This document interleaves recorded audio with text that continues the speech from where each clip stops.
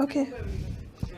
Okay. I'm Sonali from University of Calcutta, India, and I would thank Rachel once more because of her I'm right now here. Actually,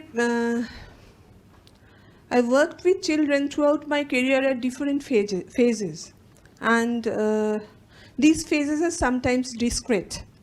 Like my PhD degree was on children, deprived children, and then I conducted a survey on street children, and then I worked as psychologist in a child guardians clinic for many years.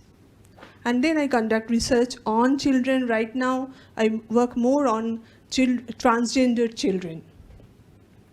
Okay, so there is a continuum, but I have been shifted from one to another. When I talked to Rachel regarding the topic, initially I thought that I'd discuss about qualitative methods, the application of qualitative methods for children, for abused children.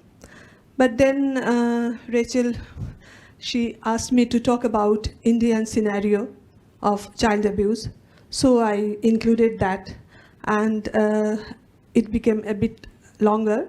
So I started to write down everything so that I don't go astray. And I'd like you to excuse me for my accent because my mother tongue is Bengali and we don't have any accent. The language is very flat, so we don't have accent. So I'll rather read because otherwise it will get longer. There are two parts of this one. Yeah, there are two parts of this. First is I'll talk about the different forms of child abuse in Indian context. Here I'll again make a correction that it's not exactly Indian context. It's more the context of West Bengal or Calcutta because I worked there. There is a similarity between Calcutta and the whole Indian context, but India is a diverse country. There are many different cultural groups and language groups, and it's a very diverse culture. So when I talk about a specific context, it doesn't. I cannot generalize it all over India. So that is one thing. Next, I'll come to qualitative methods.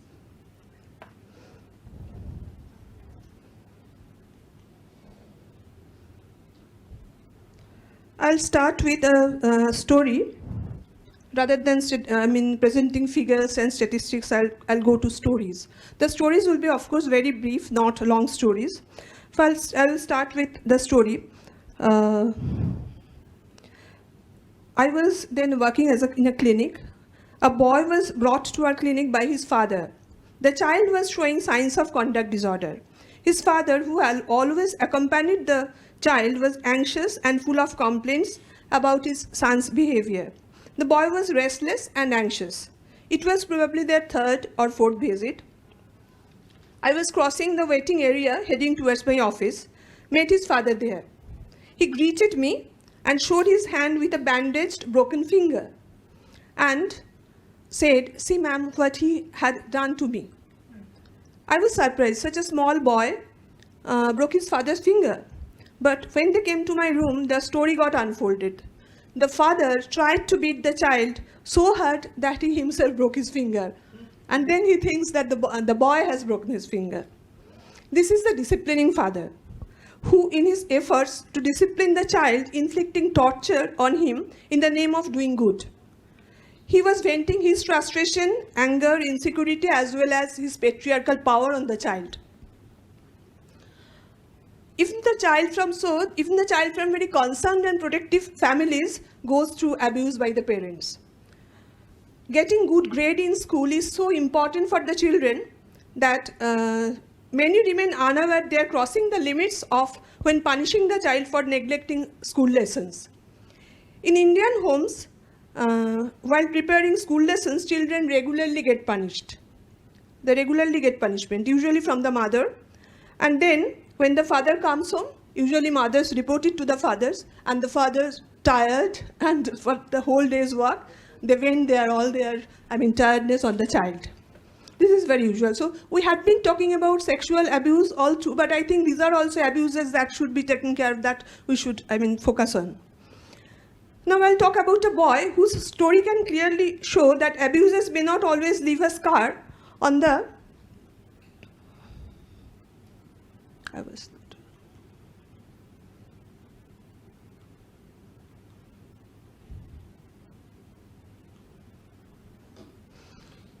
scar on the body. Rather, it can occur from intention to provide protection and safety. I found this boy, 12, 13 years of age, extremely inhibited and timid. His mother and aunt accompanied him to the clinic. It turned out that his life was controlled in a manner so that any chances of harm from outside are absolutely blocked. He was not allowed to go out of house in the neighborhood alone. He was not allowed to cross the street. He was not allowed to go to shops. He was not allowed to go anywhere. He was absolutely restricted from any independent movement. His parents were apparently very caring, protective, concerned about the well-being of the child. But in the process, what they did, overprotection to such an extent made him captive and deterred his potential for growth. Parents' own insecurity got projected on the child. Overprotection is not an isolated affair, again, in our context. Rather, it is very common. Overprotection is very common. Every day the child is said, no, don't do this, no, don't do that. This no is very common in Indian families. Then I'll come to sexual abuse, though today we talked a lot about it. It's also a very frequent occurrence at home. One day a lady came with her daughter, with a very nice little small girl with her.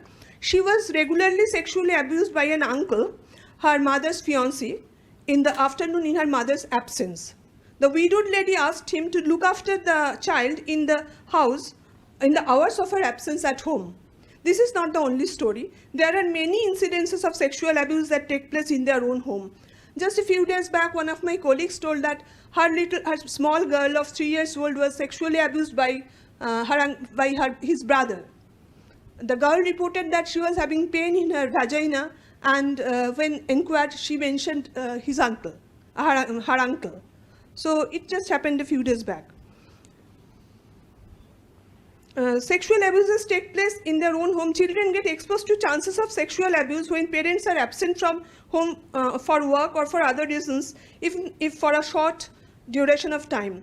Traditionally, in Indian culture, some very distant relatives often become part of the family, start living as extended family member. Even someone known to the family when come to the city for some purposes like education or medical treatment is accepted to stay in the household. Even the unrelated people who repeatedly visit for providing some services or to sell products become part of the family, and they get free access in the household. There are many cases I have seen like this. Many cases reported in the clinics show that children get sexually abused within the family by such extended family members or family acquaintances.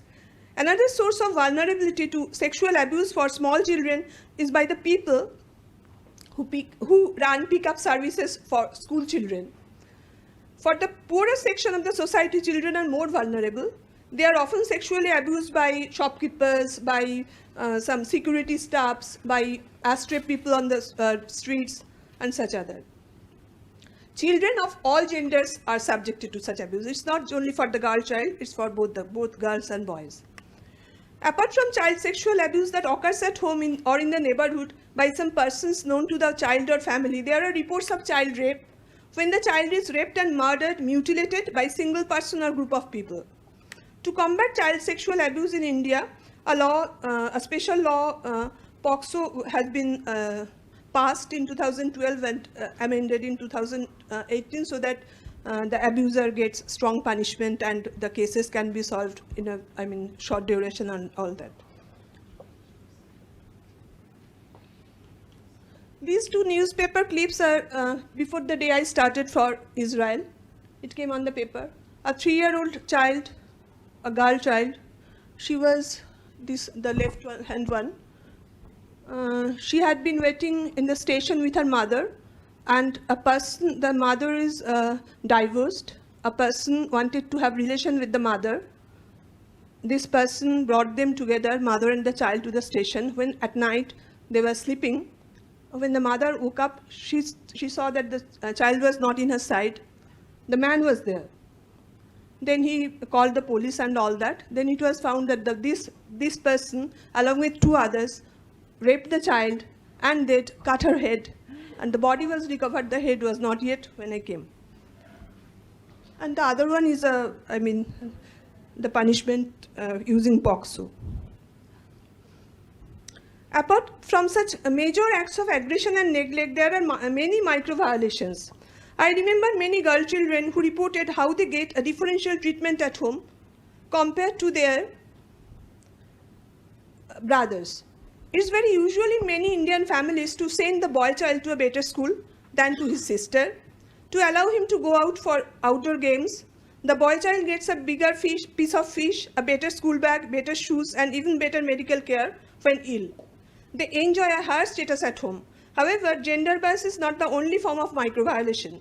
I am highlighting it because in Indian society, social justice to the different genders is strongly linked to this. There are innumerable variations in micro-violation that are happening with children. You can get a new story every day. Abuses take so many forms, reducing it to few categories appear difficult. However, this is not the complete picture. This is majorly an urban, upper to middle class centric description because I worked with this segment. There is huge heterogeneity in Indian culture, strong class, caste, religion-based cultural differences are there. Accordingly, there could be many other narratives of child abuses. From here, I'll jump to straight to another section of society, the street children.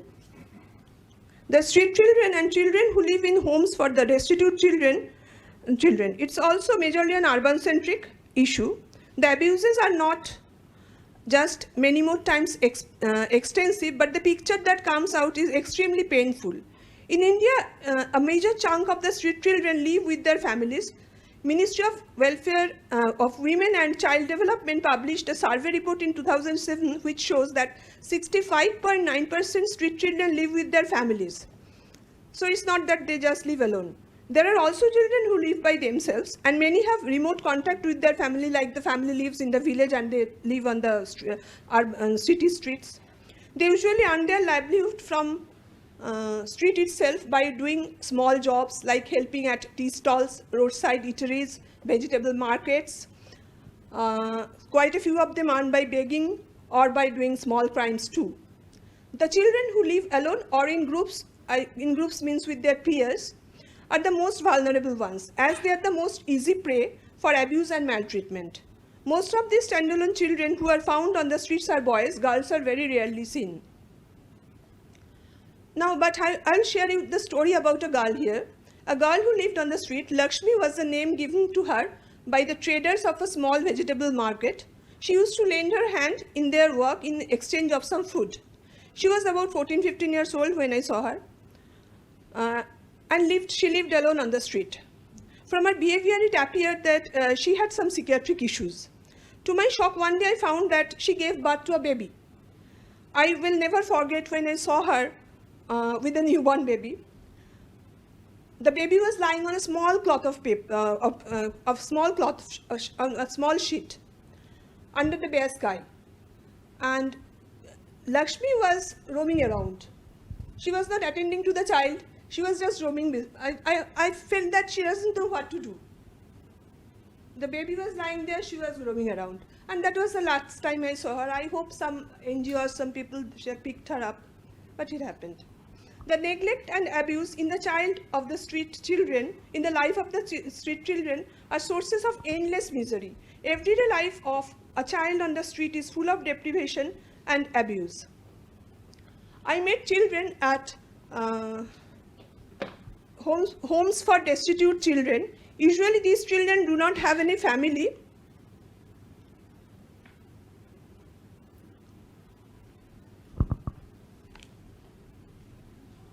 Or ran away from their home because of torture by stepmother or by someone else, or mother is not there. These are children who do not have anyone who really cares for them, and they have nowhere to go. They look clueless about their future. And even if they wanted to leave, they sometimes want to leave the home. They don't like to stay in the home, some of them, not all of them, but they do not have any place to go. When I asked them where you'd like to go, they were groping for answer. They don't know where they can go. They did not have any clear vision about their future and had uncertain feeling even towards own long left home. When I asked them, one boy, he told me that he remembers his home, but when I asked her details about her, he couldn't. And he doesn't know, what is the condition of his home right now. So, it gives a very, very strange picture that these young boys who could have bright future do not know that where they can go, what they can do. Lack of resources permeates every facet of children's life, from economic and material disadvantages through social and relational constraints and exclusions to the personal and more hidden aspects of poverty associated with shame, sadness, and the fear of difference and stigma. However, this is not a comprehensive account. There are incidences of child labor, which I haven't mentioned, because many a times they get corporal punishment. They are given very little, money in exchange of their work. The child who beg on the street, their family encourage them to beg on the street. The honor killings, when the child, usually the teenagers, when they get involved in a relation, they are killed by the family to keep the honor of the family. Killing of children for religious attainment. People think that if they can kill a child, if they do something, they sacrifice the life of a child, they can attain some religious something. There are many cases like that. And torture of the transgender child. They regularly get tortured at home. I remember a girl, she had been, she's a trans woman, not yet developed as a trans woman. She was a boy, it was a boy, and she felt like a girl. Her experience was like a girl, and slowly she was taking some hormones. Slowly changes were coming in her body, and when her family found out that they did mastectomy, because she was developing breast, so they did mastectomy. So and even rape is arranged by the family. So that the child's behavior can be changed, so that the transgender can become like a normal heterosexual person. So rape are arranged by the family many a times. And killing of the girl child is of course there, because girl children are burden to the family, the poor family. So killing of girl child is there. Now I'll move to the next section. I hope I'm in time. Okay.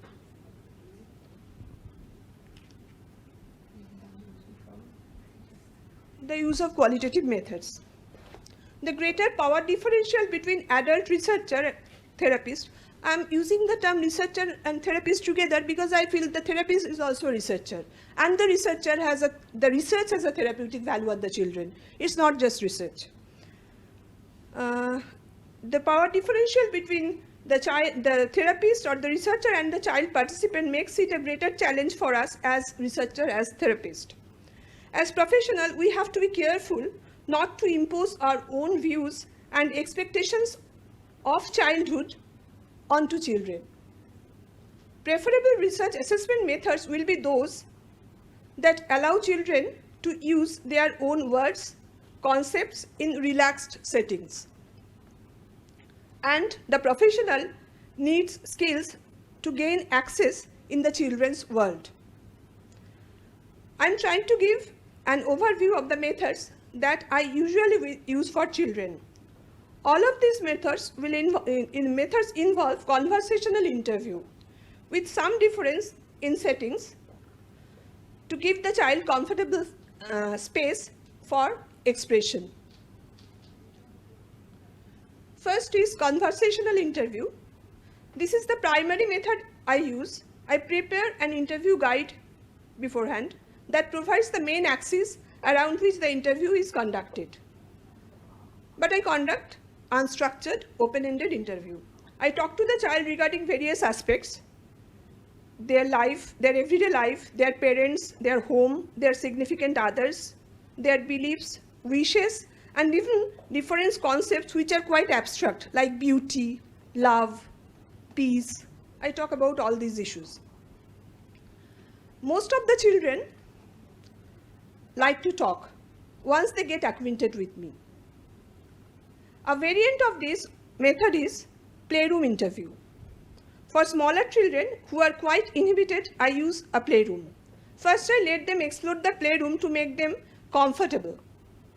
Some structured play materials are kept so that if they wish, they could play without any challenge to express their emotions. These structured materials include blocks, cars, and such other dolls, such others. After this, the child slowly proceeds to interact with other unstructured materials like clay, sand, water. And from there, slowly, I start conversation. And the conversational interview goes on. When playrooms are not available, and for children a little older, sometimes I use short movie clips. I show the child a part of the short film and ask her to proceed from there to continue the story, and I start my conversation based on that story. I also conduct group interview. I usually take a maximum of 4 children in a group, tell them the ground rules beforehand. Interestingly, contrary to our belief, the children participate better than the adult. Narrative interview I sometimes use. I ask the child to narrate the stories of his or her life. This is effective for older children and children who have good verbalization skill. For some children, it is effective, but for not all. Draw a family test I sometimes use when children do not talk about their family to lessen their inhibition, and from there I pick up the interview. I try to take a detailed account of the happenings in the lives of the participating children from some adult member, be it family or some home authority or some other caregiver, anyone. This is done in conjunction with interview at the end of the interview usually. The text generated through interviews of children are quite often than not characteristically fluid, fragmented in nature, unlike adult speeches, much less organized than adult speeches. But as the researcher therapist gets herself engaged with the meaning-making process, patterns start emerging. I effectively used these methods, but elsewhere it could be children in different culture. They may have different expectations, different rules guiding their behavior. So other methods could be more useful for them. Now, the question is why I have chosen qualitative research methods.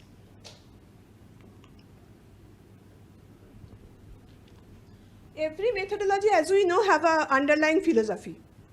So the philosophy of qualitative methodology, that made me interested in it. Methods are usually just the tools or weapons which we use. The underlying philosophy is the main thing. My choice of qualitative research methods is absolutely based on the underlying philosophy. Long time back, Henry Bergson in 1903 noted philosophers agree in making a deep distinction between 2 ways of knowing. First, going all around, and second, entering into it. Entering the phenomenon means complete presence with the participants during interaction or interview and sustained contact with the content afterwards. During the analysis of the content, during the analysis of the text that is being generated through the interview, during this process also, the researcher should have constant contact with the content. The researcher should be in a position to imagine the whole situation reading through the text. This ensures that we enter the world of the participating child and at the same time remain conscious of my own experience as a knower. We enter a phenomenon to discover what is significant from the viewpoint and actions of people who experience it. That is an interpretive rendering from inside. This requires few premises. First is non-hierarchy. The researcher or therapist and the child can get engaged in a relation based on equality. Second is non-normativity. Rules vary depending on cultural, subcultural, community, individual context. So if we act non-normative, there is less chance of putting our expectation on the child. So we have to be non-normative and non-hierarchical. Now focus on meaning. To appreciate what is happening in a setting, we need to know what it means to the child, not what it means to myself as a researcher, but what is the meaning to the child.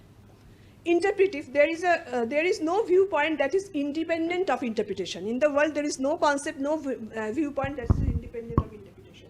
So every viewpoint bears interpretation of the observer. Thus we can discard the generalized expectations very easily. And next is discovery, not proof. An open mind is essential so that we do not see phenomenon only through the existing frame of any theory. The intention is to find the ground reality than looking for proof of the existing theory. So entering a phenomenon implies immersing into it. And we as researcher therapists often go through experiences that are difficult to comprehend with existing knowledge or that do not fit our knowledge. However, researchers seldom report or disclose personal bewilderment while trying to make out meaning of a phenomenon. Ambiguity, bewilderment, and contradictions are rather signs that we are entering the phenomenon and might be sensing the hidden meaning of it. Significant meanings are often tacit, liminal, unstated, and unacknowledged. To understand participants, meaning we need to be self-reflective so that we can bracket and hold our own internalized view and rationality, and rather flow with the experience of the child's world we study. So,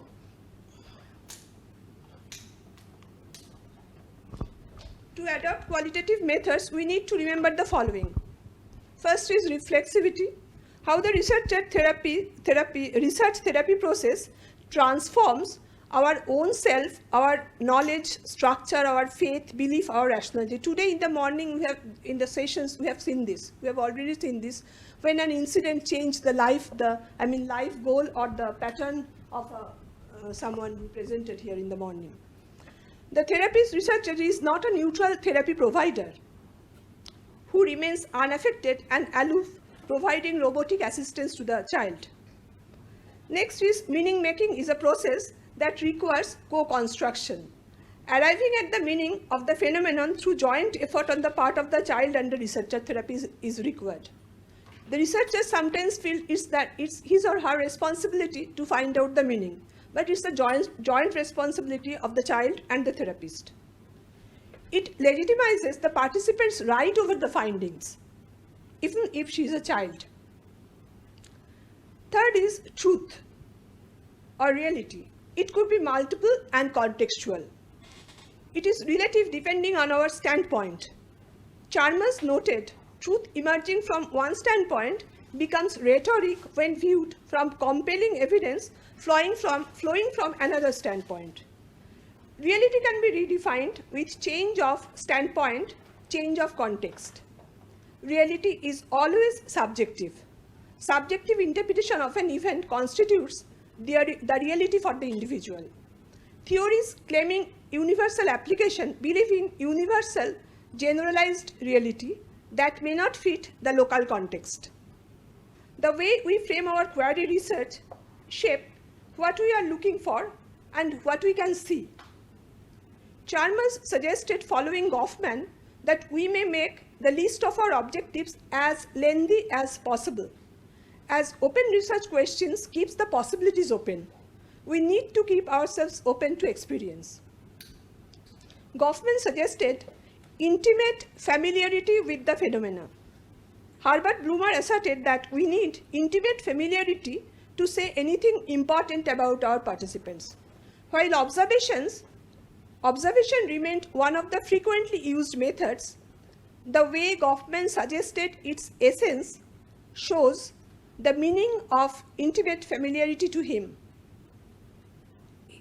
I'm quoting him, subjecting yourself, your own body, your own personality, and your own social situation to the set of contingencies that play upon a set of individuals, so that you can physically penetrate the circle of responses to their social situation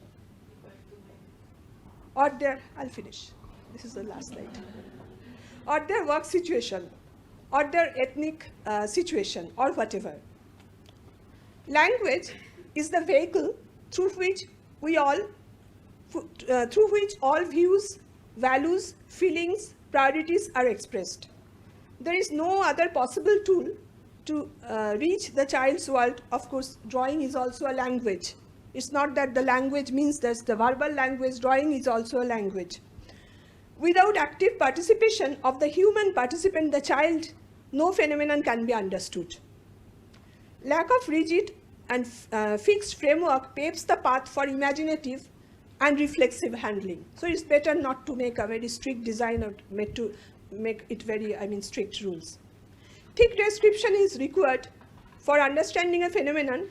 Gestural viewpoints make phenomena appear similar, flattening small but significant particularities. And lastly, care for the participant and children. The participating children are more important than quest for objective knowledge generation. Chalmers avowed that respect for research participants as persons supersedes research objectives. Respect involves accepting and honoring their fundamental humanity, understanding their actions as they see them, not according to our own perspective. So flowing with the experience of the child is the main thing that should be done, and the care of the child should be our main concern, not just, finding out, having findings at knowledge, generating knowledge. Thank you.